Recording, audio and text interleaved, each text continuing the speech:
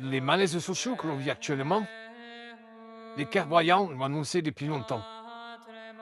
Il n'a qu'à se rappeler des paroles de Monsieur Le Play, Blanc de Saint-Bonnet, Donoso Cortés, etc. Mais à côté des clairvoyants, combien d'autres semblent frappés de cette cécité dont parle Pierre Leroux? Il y a des hommes véritablement aveugles, qui ne voient rien par le cœur ni par la pensée, qui ne voient que les yeux du corps. Si vous leur demandez Babylone ou Palmyre, ont-elles existé et sont-elles détruites?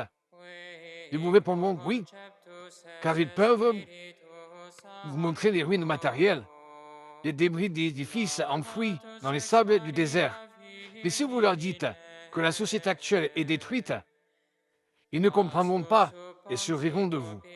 Nous traiterons de complotistes, parce qu'ils voient de tous côtés des champs cultivés, des maisons et des villes remplies d'hommes.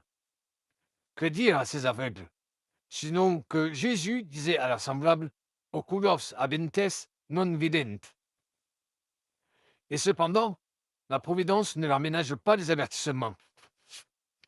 Quand une société ne voit pas ou ne peut pas voir ce qu'elle doit faire, dit Alexandre Dumas, fils, cette providence le lui indique d'abord par des petits accidents symptomatiques et facilement remédiables. Puis l'indifférence ou l'aveuglement persistant, elle renouvelle ses indications par des phénomènes périodiques, se rapprochant de plus en plus les uns des autres, s'accentuant de plus en plus jusqu'à quelque catastrophe d'une démonstration tellement claire qu'elle ne laisse aucun doute sur la volonté de la dite Providence. C'est alors que la société imprévoyante s'étonne, s'épouvante, crie à la fatalité, à la justice des choses. Voyez ceci, c'est un extrait de l'esprit familial de Monseigneur de Lassus. Un livre assez important à lire, parce qu'il explique un petit peu l'importance sociale d'une de la providence, de la religion et de l'ordre instauré par celle-ci qui a fondé le pays de la France. Le pays de France est d'institution divine, tout comme l'Église d'ailleurs. Et bon, bien sûr, j'ai rajouté le mot complotiste dedans parce que ça fait bombe.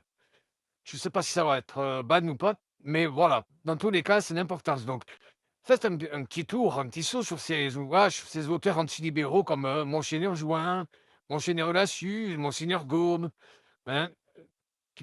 Il y en a d'autres, hein, je ne vais pas tous les citer, je ne les ai pas tous en tête. Mais allez-y, faites un petit tour sur, par exemple, liberius.net, si vous voulez le lire numériquement, ou vous pouvez aller carrément aussi aux éditions Saint-Rémy, qui proposent quand même un joli éventail dans divers thèmes, tout en laissant une, des publications, enfin des livres théocentriques. Voilà. Bien à vous tous et que Dieu vous bénisse.